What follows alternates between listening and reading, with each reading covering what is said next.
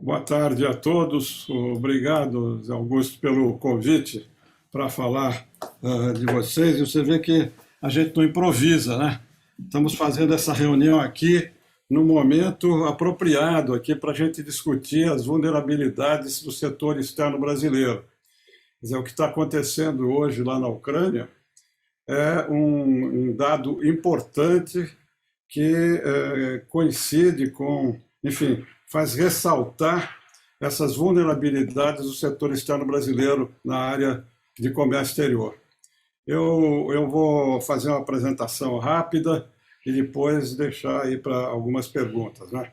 E eu não vou entrar aqui na discussão sobre a questão da competitividade, os desafios internos, o custo do Brasil, enfim, os problemas relacionados com o comércio exterior. Eu vou fazer rápidos comentários e depois eu vou entrar diretamente na vulnerabilidade, nas vulnerabilidades do comércio exterior no agro e na indústria e depois em alguns outros setores que eu vou mencionar de passagem. Eu vou dar alguns dados, não vou esgotar o assunto, terá outros aspectos, mas a limitação do tempo impede que se amplie essa exposição. Em primeiro lugar, alguns comentários gerais. O comércio exterior brasileiro está indo muito bem. Quer dizer, o fluxo de comércio brasileiro passou de US$ 500 bilhões. É muito bom, um número excelente, né? O valor das exportações, só as exportações, subiu a mais de US$ 280 bilhões no ano passado. De 2000 até 2020, em 20 anos, as exportações cresceram 265%, acima da média mundial, que era 181%. E hoje o comércio, a exportação brasileira representa 14%, né, do PIB, com um grande saldo positivo de US$ 61 bilhões. Então, às vezes a gente deixa de ver os problemas porque acha que está indo muito bem, o comércio está indo bem, e a gente ignora essa situação mais ampla, né? O comércio exterior brasileiro está concentrado em poucos produtos e num reduzido número de mercados. Quer dizer, como vocês sabem, três principais produtos representam 40% do nosso mercado exterior. Se você pegar 10 principais produtos, é 60%. São dados aí da própria AEB. O mercado asiático, só o mercado asiático, absorveu 46%, 46,4%, com destaque para a China, que representou um pouco mais de 31% desse total. E o comércio e o agronegócio, do total geral, representa 43% o agronegócio. Então, com esses comentários gerais, eu vou entrar diretamente nas vulnerabilidades do comércio exterior no agro. Eu vou falar do lado das exportações e do lado das importações. As vulnerabilidades que eu vejo nessas duas áreas, né? No tocante às exportações, o Brasil está se tornando, né, uma grande potência global, junto com os Estados Unidos, com a Europa, com as exportações subindo a mais de US$ 100 bilhões. Porém, como eu digo, com crescente vulnerabilidade que não está sendo muito levada em conta aqui no Brasil. Mais de 70% das exportações agrícolas, né, são representadas por dois produtos de proteína vegetal, a soja e o milho. Desse total, 87% em valor está concentrado no mercado chinês. Nos últimos 5 anos, mais de 90% da soja brasileira foi exportada para a China. Com a redução das compras de soja e carne pela China, nos meses recentes, a participação chinesa declinou um pouco, registrou uma pequena redução, não significativa, uma pequena redução. Agora, dentro desses números aí, quais são essas vulnerabilidades? Porque o fluxo das exportações da China, que representa todos esses valores que eu disse, ele poderá ser afetado. E pouca gente está se dando conta disso. Por quê? Eu vou alinhar aqui, na minha visão, o que a variação do mercado da China pode representar para o agro brasileiro. Primeiro, o fluxo das exportações brasileiras para a China pode ser afetado pela desaceleração da economia chinesa. Agora ela voltou a crescer, mas no começo do ano passado, até meados, se previa uma desaceleração de 6 para 4, 5%. Essa desaceleração poderá afetar as importações chinesas de carne, de produtos agrícolas em geral. Esse é o primeiro aspecto. O segundo aspecto, o fluxo das exportações brasileiras poderá ser afetado por medidas restritivas, como aconteceu recentemente com o embargo da carne chinesa, da carne brasileira para a China. Esse embargo produziu uma queda de 43% no volume exportado em 21 em relação a 20. A exportação de carne suína para a China caiu cerca de 50% e os preços se reduziram perto de 17%, só com essa medida, só com o embargo que a China colocou para o produto brasileiro. Um terceiro aspecto, que agora isso não é especulação, é política declarada da China, a busca da autossuficiência. O Xi Jinping fez um discurso anunciando que a China se colocou como meta no setor agrícola um aumento de 25% na produção de soja até 2025, daqui 3 anos. Vai haver 25% de aumento da produção de soja. É importante esse fator, isso está incluído no planejamento estatal da China. Isso certamente terá um efeito sobre as exportações do Brasil para a China. Um quarto aspecto é a diversificação das fontes de suprimento da China, com importação da África. Também não é uma especulação, isso é uma política declarada da China. Vem da Namíbia, do Zimbábue, do Golfo da Guiné, são produtos que concorrem com produtos brasileiros. Um quinto aspecto dessa vulnerabilidade é a relação entre os Estados Unidos e a China e a implementação desse acordo comercial que eles fizeram há 2 anos atrás e que foi cumprido em grande parte, em 2/3, não foi cumprido totalmente, mas foi cumprido em grande parte, que fez com que houve um aumento da compra de soja e de milho para o mercado americano. No futuro, se houver outros acordos comerciais com compromissos chineses de aumentar a compra de produtos agrícolas no mercado americano, isso vai afetar a exportação brasileira também. Um sexto aspecto, que está muito atual agora, são as crescentes ameaças de sanções comerciais. Vocês estão acompanhando as discussões sobre a taxa de carbono anunciado pela União Europeia, que vai incidir primeiramente sobre produtos industriais, o aço, cimento, enfim, que afetará os interesses brasileiros. Agora, eu não afasto a possibilidade dessa taxa de carbono ser estendida também a produtos agrícolas. Não existe ainda, mas eu acho que é uma ameaça concreta, né? Em função das crescentes preocupações da Europa com o meio ambiente e a mudança de clima. Agora, ontem, foi discutida em Bruxelas a nova lei do desmatamento. Hoje até tem uma notícia no jornal, eu soube ontem disso lá de Bruxelas e vi que o Valor hoje tem uma matéria sobre isso. Não é uma questão teórica, está sendo discutido na União Europeia a lei do desmatamento que vai ter, ou que poderá ter, graves consequências para o agro nacional. Eles vão colocar nessa lei do desmatamento todas as restrições que eles colocam na Europa. É um espelho do que ocorre na Europa. Vai afetar os produtos agrícolas, soja, milho, madeira. E eles estão falando também em ampliar isso para o Cerrado, para a Amazônia Legal. Então, esse é um problema concreto que não aconteceu ainda, mas que eu acho que até o fim do ano vai estar regulamentado na Europa e vai afetar os interesses brasileiros. Sobretudo se essas políticas ambientais do governo brasileiro, em relação ao que está acontecendo na Amazônia, aos ilícitos na Amazônia, não mudarem.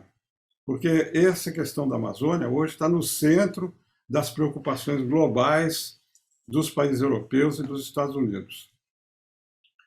A todas essas vulnerabilidades, tem uma de médio prazo.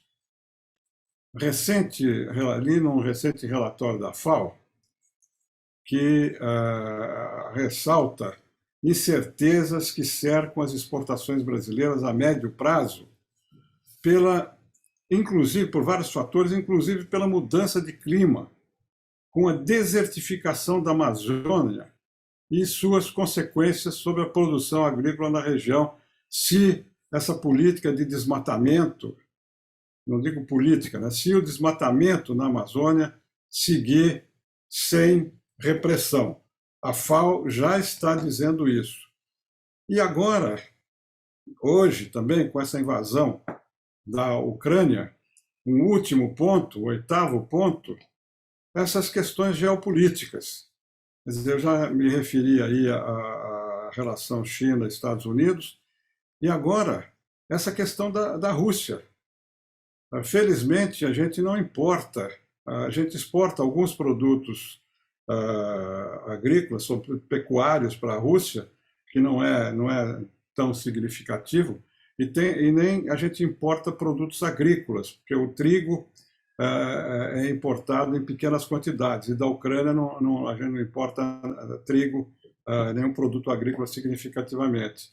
Agora, a gente importa de lá, eu vou mencionar em seguida, os fertilizantes, eu vou tratar disso daqui a pouco. Então, essas oito itens que eu mencionei mostram a extrema vulnerabilidade no comércio exterior do agro brasileiro, no tocante às exportações.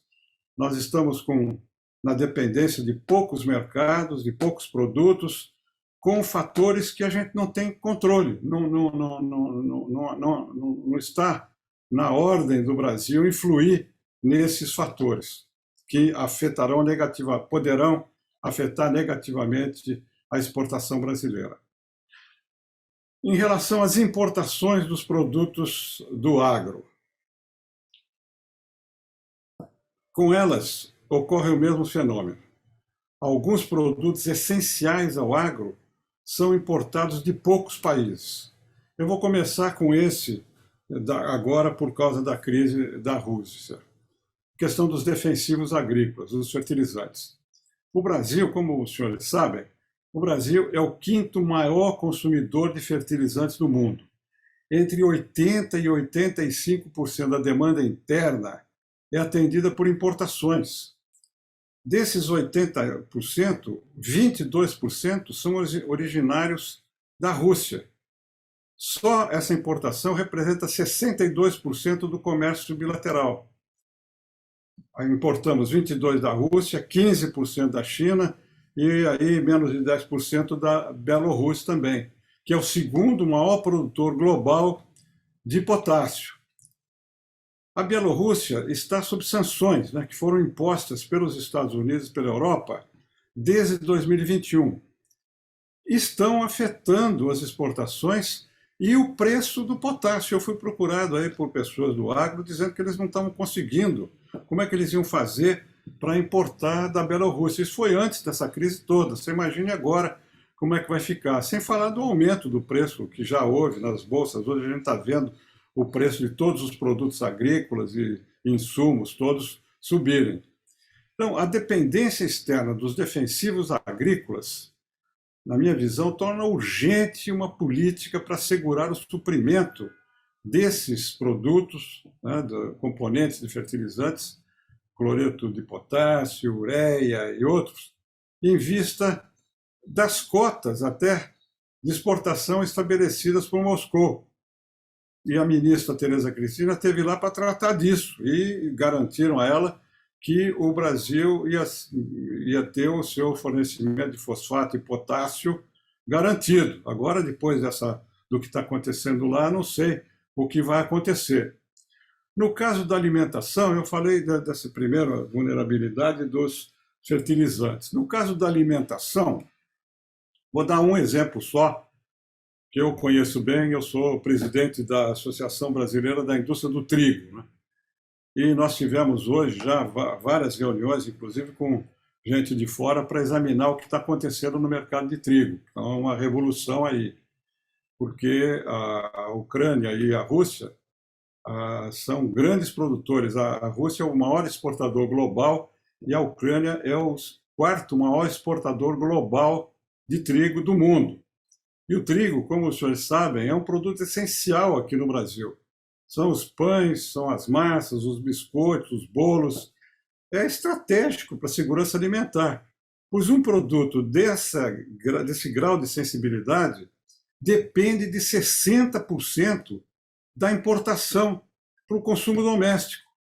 E desses 60%, 85% é originário de um único país. E nós vimos nessa reunião de hoje que a Argentina, das 20 milhões de toneladas que tem, já vendeu 13 para 14. E as 6 milhões de toneladas que falta vender já está na mão dos traders.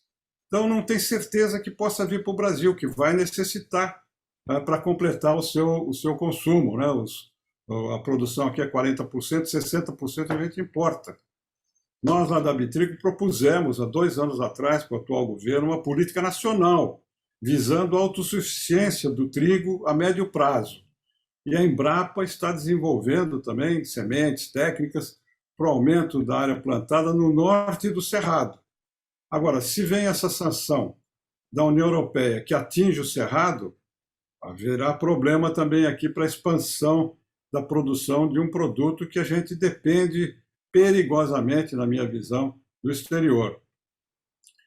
Além desses fatores que eu mencionei, no mercado internacional cresceram as incertezas globais por causa da pandemia, das precariedades da infraestrutura, o custo do frete subiu assustadoramente, está impactando nos preços internos, que é uma grande vulnerabilidade. No caso do trigo, por exemplo, e de outros produtos agrícolas, nós não temos cabotagem.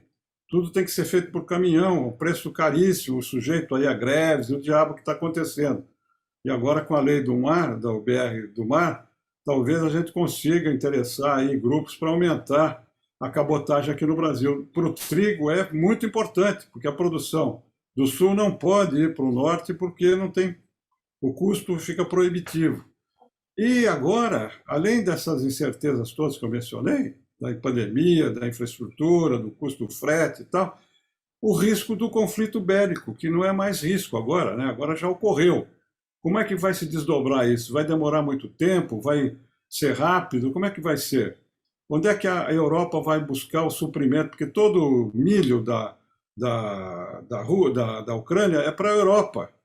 Não tendo o milho da Ucrânia, eles vão buscar onde? Nos Estados Unidos. O trigo, a mesma coisa. Eles vão botar, porque a Rússia vai exportar para a China e não vai suprir a Europa. Então, vai ficar, o preço já subiu, vai continuar subindo.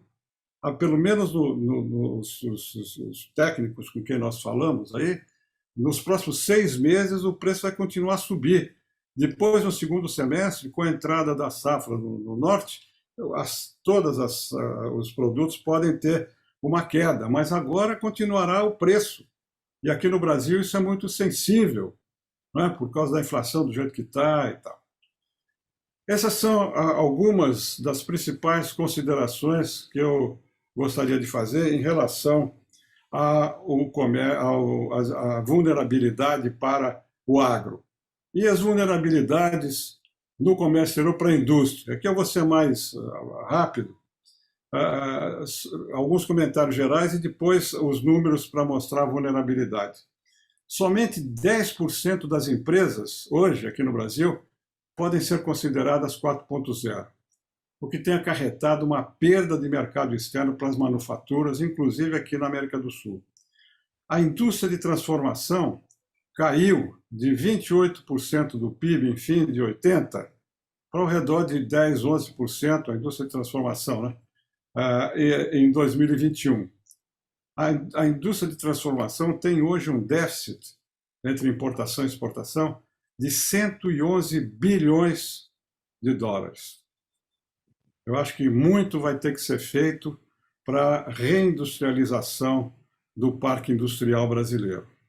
Os desafios para isso, eu não vou entrar nisso aqui, tanto internos quanto externos, são enormes. É como voltar à competitividade, ter uma estratégia, e, na minha visão, como no caso que eu mencionei há pouco, é urgente a definição de uma estratégia com o setor privado e o governo para acelerar a introdução das redes privadas do 5G, dos novos instrumentos da inteligência artificial, para modernizar a indústria e para produzir competitivamente e sobretudo, para suprir o mercado interno. Rapidamente, no tocante à vulnerabilidade das exportações de produtos industriais, para os senhores terem uma ideia, em 1991, a indústria de transformação representava 81% do total exportado. Naquela época, 11% era da agropecuária e 6% da indústria extrativa. Em 2021, esse total de 81 baixou para 52. E a agropecuária e a indústria extrativa baixaram a 20, 25%. Nós perdemos mercado para a manufatura no mundo. Como eu disse, houve uma sensível redução. Esses dados da AEB mostram essa queda dos mercados brasileiros para produtos manufaturados. Sem falar da queda também de produtos exportados com alto valor tecnológico, aviões e pouquíssimos produtos que nós temos de alto valor, alto teor tecnológico. Nós estamos com um problema sério no Mercosul, com esses impasses que o Mercosul está sofrendo, e o exemplo que eu dou para isso é o fato de, em 2021, o Brasil perder a primeira posição no mercado argentino. Agora, o primeiro parceiro da Argentina é a China. Problema sério isso. No tocante à importação, eu gosto de dar 3 exemplos rápidos para mostrar a vulnerabilidade do Brasil e como ocorreu com outros países também. Só que os outros países estão tomando medidas para corrigir esse problema.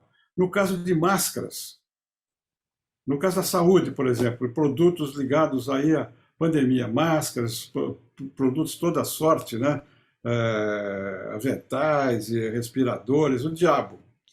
Ontem eu tive uma conversa com o nosso embaixador lá em Bruxelas e ele me disse que a Bélgica dependia também de máscaras, mas nesses 2 anos eles transformaram algumas indústrias, estão produzindo hoje 200 milhões de máscaras para o mercado interno da Bélgica, para não depender do mercado chinês. No caso das vacinas, a falta de insumos farmacêuticos, né, dos IFAs, impediu que a gente desenvolvesse vacinas aqui para a pandemia. Só agora, essa semana, a Fiocruz desenvolveu a primeira vacina totalmente feita no Brasil. Eu vi um número, não sei se está atualizado, aí em revistas especializadas, e há alguns anos atrás o Brasil produzia 55% dos insumos farmacêuticos. Hoje nós produzimos 5%. O resto tudo vem da importação. Então, nós precisamos aqui também desenvolver uma política para corrigir essa vulnerabilidade. E o último exemplo que eu dou é da questão dos semicondutores. Teve aquele famoso caso da Costa Rica, né, que a fábrica da Intel foi para lá e não veio para cá, porque a Casex, naquela época, não assegurou que em 12 horas eles tirariam os produtos do aeroporto. A Intel foi para Costa Rica e os semicondutores suplantaram o café, que era a primeira produto de exportação da Costa Rica. Aqui no Brasil, os senhores sabem, a indústria automotriz sofreu muito. E eu tive um exemplo que eu até ajudei. As urnas eletrônicas dependiam de semicondutores, e o ano passado, meados do ano passado, havia o risco sério de não ter urna para a eleição agora de outubro. Tivemos que entrar, um trabalho forte que eu ajudei aí, para a gente assegurar o fornecimento dos semicondutores. Isso não é possível. O Brasil, do tamanho da nossa economia, da importância da nossa economia, suportar, né? Ter essa vulnerabilidade. E, enfim, para concluir, algumas, eu não vou entrar em detalhes aqui, vou só mencionar de passagem, algumas vulnerabilidades estratégicas com impacto no comércio exterior. Primeiro, a infraestrutura. Vocês aí na EB discutem muito isso, a questão do frete, que subiu de janeiro de 2020 a 2022, o frete subiu 472%. A cabotagem do Brasil é precária. Os portos aqui no Brasil estão do jeito que o senhor sabe que estão. Então, essa questão da infraestrutura é uma vulnerabilidade estratégica. É tão estratégica que nos Estados Unidos, um dos grandes projetos que o Trump aprovou foi para corrigir a infraestrutura americana. Aqui no Brasil, há muito discurso, muita coisa, mas as providências são lentas e não preenchem o interesse da exportação. E nas negociações internacionais, eu também não vou entrar em detalhe, duas grandes vulnerabilidades no acordo Mercosul-União Europeia e na OCDE. Quer dizer, essas duas negociações não avançarão, e eu posso afirmar isso, não, na minha visão, não avançarão se a gente não corrigir a política ambiental. Então, é uma vulnerabilidade muito grande, porque tanto a OCDE quanto o acordo Mercosul-União Europeia é de interesse da maioria, pelo menos, do setor privado, né? Então, o último ponto que eu queria mencionar também de passagem é a grande vulnerabilidade que nós temos no conhecimento. Quer dizer, nós estamos na chamada era do conhecimento e a inovação, a questão cibernética, a questão da educação, são três questões que aqui no Brasil não estão sendo levadas a sério. Quer dizer, na inovação, o governo está cortando verbas para pesquisa e desenvolvimento. Na cibernética, o Brasil é um dos 5 países mais atacados e a gente, na minha visão, está fazendo pouco em relação à defesa cibernética, à proteção de dados. Todo dia a gente vê aí problemas nessa questão. O 5G agora houve a licitação, vamos ver se a gente consegue avançar nisso, mas na área de inteligência artificial nós estamos muito atrasados. E na área de educação eu nem vou mencionar as eficiências, a falta de estratégia de políticas nesse setor. E o Brasil, como eu falei, com 213 milhões de habitantes, com dimensões continentais, não pode se dar o luxo de ignorar essas e outras vulnerabilidades, porque elas poderão afetar seus interesses concretos, já estão afetando em muitos aspectos e vão prejudicar o desenvolvimento futuro do país, a reconstrução do país. Então, eu acho que é importante uma discussão do setor privado aí na AEB, com outros atores também, com o governo, para definição de estratégias de médio e longo prazo para o Brasil diversificar seus mercados externos para todos os produtos, né, agrícolas, pecuários, manufaturados, e recuperar a sua autonomia em setores essenciais para resguardar a segurança interna do país. Nós não podemos esquecer que o mundo mudou e agora vai mudar muito mais com essa coisa toda da Rússia e da Ucrânia, e na área de comércio exterior, o que está prevalecendo, e vocês aí na AIB sabem tão bem quanto eu, que no mundo hoje o que vale é o comércio administrado e a política industrial da maioria dos países que contam. Isso é o que eles estão fazendo. E nós não temos uma política industrial e ficamos aí com a relutância em fazer esse comércio administrado que todos os países relevantes estão fazendo hoje no mundo. Muito obrigado. É isso que eu tinha a transmitir a vocês, dentro dentro do prazo que vocês me deram.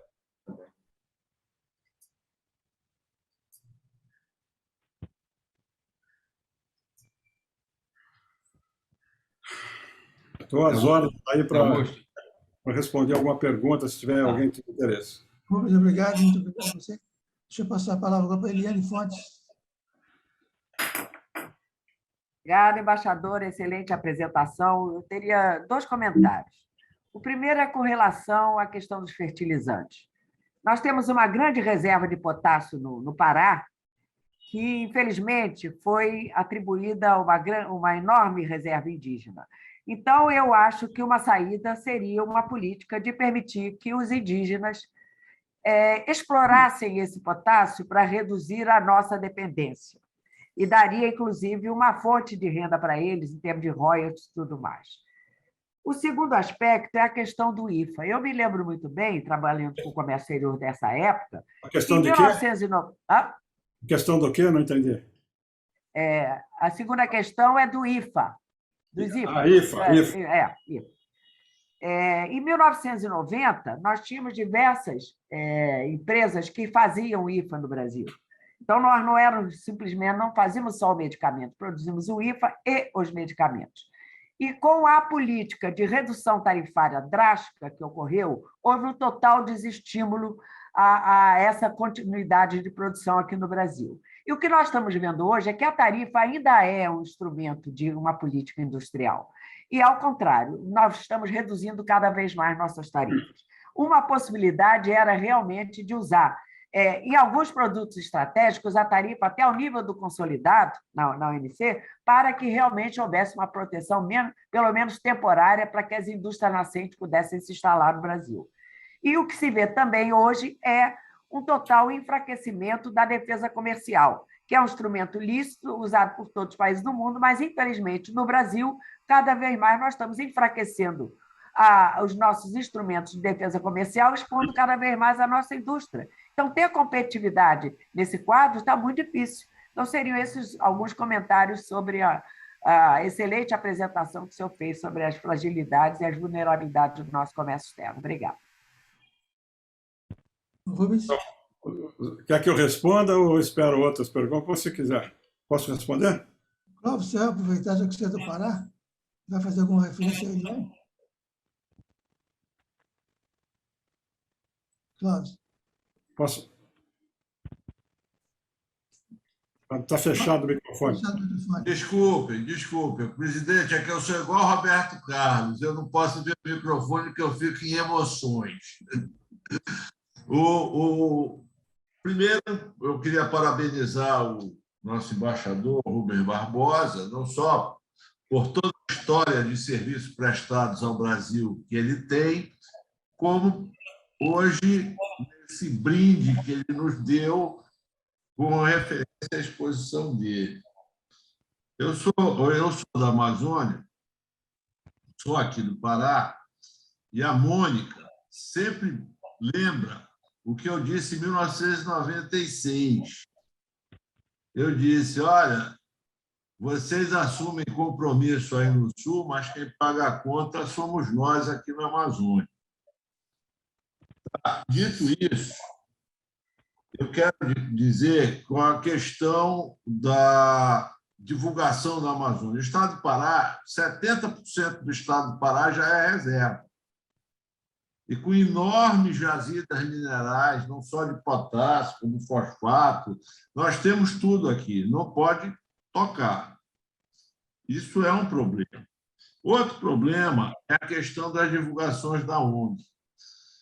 No meados do ano passado, a Sudam lançou um programa que era inspirado nos belts americanos, chamado Amacron, Amazonas, Acre e Rondônia. Era uma faixa de produção no sul do Acre, no sul do Amazonas e no norte de Rondônia, onde já tem produção de gado, soja, tem tudo, já está matado há muitos anos. Aí, o Pará sempre é o recordista brasileiro de desmatamento. Quando a Sudã anunciou este programa, as ONGs disseram que o maior desmatamento aconteceu no sul do Amazônia. Então, existe uma guerra de informação em relação à proteção ambiental aqui na Amazônia. Esse é um ponto. O segundo ponto que eu gostaria de colocar, eu já até passei uma mensagem para o nosso presidente Zé Augusto, é com relação ao plano Biden. E do Zé Augusto apenas do aspecto ambiental do plano Biden. E como o embaixador colocou a questão da infraestrutura, a parte da infraestrutura são 1,2 trilhão de dólares que vão melhorar a infraestrutura nos Estados Unidos. Portos, aeroportos, ferrovias, tudo que se tem direito. Ou seja, o que já é bom lá vai melhorar.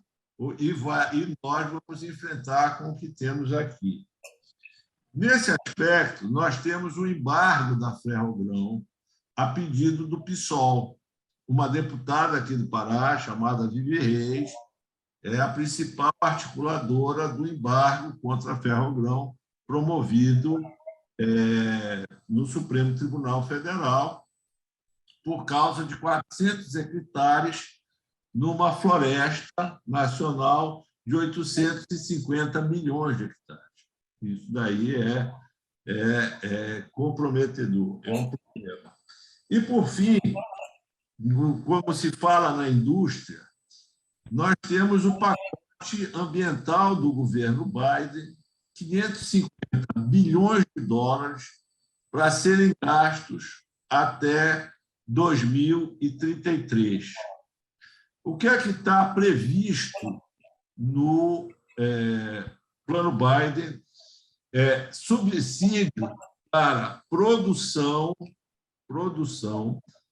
distribuição, geração, distribuição e consumidores de energia limpas, incluído o gás e a nuclear. Isso pode se transformar, pode não, vai se transformar num terrível subsídio para a indústria americana.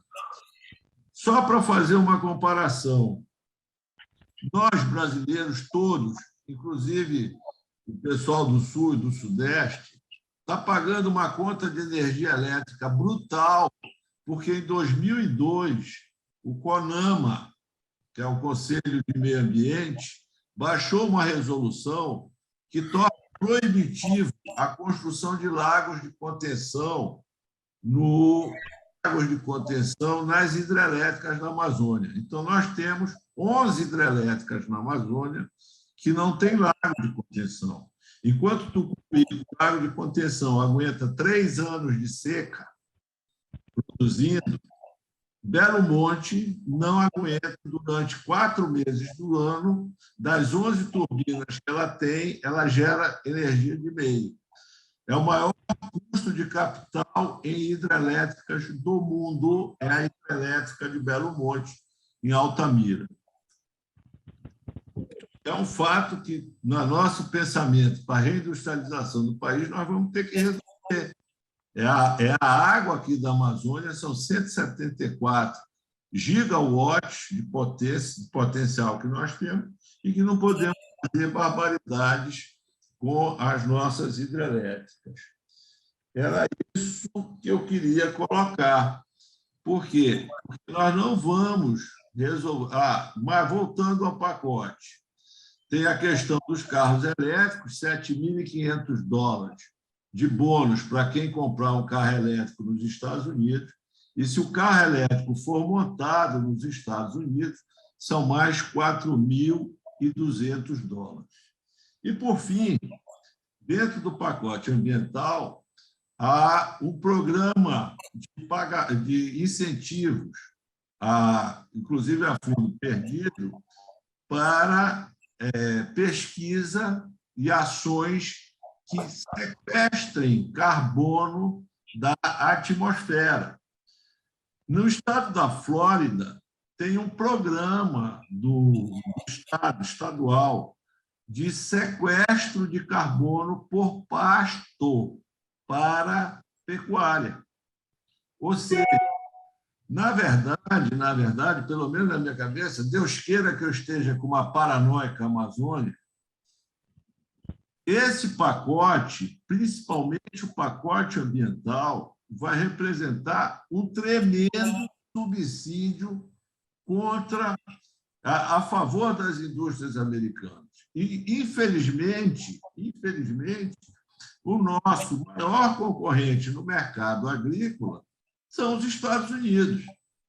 Esse é um ponto que a gente tem que ter em frente. Ou seja, nós estamos falando do passado, acho que temos que falar do passado, temos que corrigir tudo como foi bem colocado aí pelo nosso embaixador, mas a gente tem que começar a ter preocupação com o amanhã. Esse é o ponto. Nós já temos hoje 59 bilhões de euros de subsídio agrícola na Europa e vamos ter 50 bilhões de dólares de subsídio, entre aspas, ambiental nos Estados Unidos. E nós aqui no Brasil, cada vez mais com o Estado gastando demais. Era isso, presidente. Desculpe eu ter me alongado. Tá? Posso falar? Olha, eu acho que a gente tem que mudar o approach, né? A maneira como a gente enfoca esses problemas daqui para frente. E eu fiz questão de mencionar na minha palestra aí que esse é um problema do Brasil. Não é um problema do agro, não é um problema da indústria, não é um problema da educação, é um problema do país. Por que eu estou dizendo isso? Porque nós vamos ter uma eleição aí pela frente, entendeu? E aí vai chegar o momento da gente discutir esses assuntos, não puxando a brasa. Claro que depois vai ter negociação interna e tal, mas eu acho que politicamente nós temos que discutir as vulnerabilidades do país, não do agro ou da indústria, porque senão fica uma briga interna que não vai levar a nada. É importante a gente colocar que o que a gente está defendendo é a defesa do interesse do país. Esse é o primeiro ponto. Os outros pontos por isso que eu procurei mostrar as vulnerabilidades mais óbvias. Há outras coisas que a gente podia mencionar, mas essas que eu mencionei são as mais óbvias, né? Que afetam efetivamente podem afetar o crescimento, podem afetar o desenvolvimento do setor que é o mais dinâmico hoje da economia, que é o setor exportador por causa do agro, não é nem por causa da indústria, é por causa do agro só. Então, eu acho que esse ponto que você mencionou, Clóvis, eu vou começar por aí, depois eu respondo as outras questões. Essa questão do meio ambiente é central dentro do interesse do país. Não é uma questão do agro, não é uma questão dos indígenas, é uma questão do país. O meio ambiente hoje é uma preocupação global. Está aí para ficar, não vai sair. A Europa tem uma política ambiental, os Estados Unidos têm uma política ambiental, a China vai ter uma política ambiental, já está começando. E essa política ambiental tem como foco o Brasil por causa da Amazônia. Isso as pessoas aqui ficam achando que era protecionismo, soberania, querem ocupar a Amazônia. Não tem nada disso. Eu fui embaixador em Washington. Eu nunca ouvi falar uma palavra sobre a Amazônia que pudesse levar a alguma suspeita de que houvesse algum interesse. Quem é que vai querer um problema sério como é esse da Amazônia, que eu acho que é muito importante que nós estejamos discutindo isso. 5 anos atrás, a Amazônia não era um tema de debate numa associação como a nossa aqui. Hoje, a Amazônia é uma questão nacional. Hoje, todo mundo se preocupa com a Amazônia. Então, nós temos que propor políticas nacionais para resolver essa questão. Os ilícitos, porque basicamente a parte que está pegando no exterior são os ilícitos. Eles não estão interessados em ocupar a Amazônia, pegar a soberania do Brasil, por uma série de questões que não cabe aqui discutir, inclusive internas. Os países estão preocupados com a emissão do gás, com o planeta. Você pode achar que isso aí é teoria, que é isso, mas é o que existe. A União Europeia está tratando disso de maneira concreta e a China vai entrar, os Estados Unidos já está entrando. Se o Brasil, enquanto o Brasil não corrigir essas políticas que facilitam o ilícito, porque que lá fora eles estão querendo que o Brasil aplique a lei. Eles não estão querendo impor nada aqui para a gente. Estão querendo que a gente aplique a lei brasileira, para coibir desmatamento, coibir garimpo, coibir queimadas, entendeu? Então, nós é que temos que resolver esse problema. Enquanto a gente não resolver, não vai sanar essa questão com reflexo no comércio exterior. E aí, foi mencionada a questão dos fertilizantes, a questão das reservas e dos indígenas. Aí é um problema nacional de novo. Na Constituição está previsto, e nunca foi regulamentado, que a exploração deve ser feita junto com os indígenas. Tem que ser discutido com eles. Isso não está regulamentado. Depende, o que está acontecendo na questão da exploração mineral na Amazônia, o que está acontecendo é que o ilícito tomou conta e hoje, e o Cláudio deve saber disso melhor do que nós, o que tem lá são grupos ligados ao PCC, Comando Vermelho, não sei quem, que estão lá na Venezuela, na Colômbia, no Brasil, fazendo esse comércio. Está ficando uma terra sem lei, por causa do contrabando, por causa da sonegação, por causa da violência que ocorre, sem falar na questão indígena, que é outro problema, tem resolução da OIT que o Brasil aprovou e tal. Então, com relação a essa questão da percepção externa sobre o que está acontecendo aqui, eu queria anunciar a vocês, eu sou presidente do Instituto de Relações Internacionais e Comércio Exterior. Nós, nos últimos 2 anos, desenvolvemos um trabalho junto com professores da USP sobre o que eu chamei de diplomacia ambiental. Nós fizemos um levantamento de 18 acordos de meio ambiente e mudança de clima, em que o Brasil assumiu compromissos concretos. E do lado, nós estamos colocando o grau de cumprimento desses compromissos. Então não tem mais coisa subjetiva, entendeu? Esse que nós vamos publicar, eu estou procurando aí arranjar patrocinadores aí para publicar um livro, publicar na internet.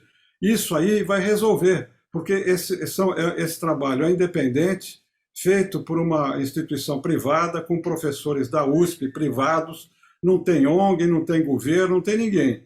É uma coisa objetiva, direta, que vai dar uma visão concreta, atual, de tudo o que está acontecendo nesses 18 acordos, que são acordos citados dentro do acordo Mercosul-União Europeia. Então, isso aí vai ser um instrumento que poderá ser usado tanto pelo setor privado, para fazer uma divulgação também na Europa, como o governo, mostrando de fontes independentes exatamente o estado da arte nessa situação. No caso dos fertilizantes, eu digo isso, quer dizer, você tem que regulamentar esse artigo para permitir que os indígenas possam não fazer por baixo do pano, sendo forçado, como está acontecendo com algumas tribos, com gente que está forçando o ilícito da garimpagem, com os indígenas. Fazer a coisa transparente, legal para todo mundo. Então, isso é importante. Em relação à questão dos IFAs, eu acho que nós temos que fazer como fez o Macron. O Macron cunhou essa coisa da autonomia soberana. Quer dizer, certas áreas estratégicas, não é têxtil, calçado, áreas estratégicas, áreas de ponta, não as tradicionais, deveriam ter uma política do governo para permitir que a gente reduza significativamente a dependência do exterior. E aí define, na área da saúde, na área de semicondutores, na área de fertilizantes, dos IFAs, enfim, Define. O governo, junto com o setor privado, define 3, 4 áreas, também não pode ser 20 áreas, porque o governo não tem nem dinheiro para fazer isso. Define e dá apoio com tudo que a gente tem direito. Essa questão de defesa comercial, a liberalização que foi feita aqui, ela ficou aí esses 5 anos, 4 anos de governo, avançou alguma coisa, não avançou outra, e o grande problema que houve, na minha visão, acompanhando de perto essas questões de comércio exterior, é que não houve interlocução apropriada. Houve interlocução, mas não apropriada entre o governo e o setor privado. Certas coisas têm que ser discutidas com o setor privado. E o setor privado tem que também definir algumas regras. Não pode um setor pedir a exclusão de todos os produtos da abertura.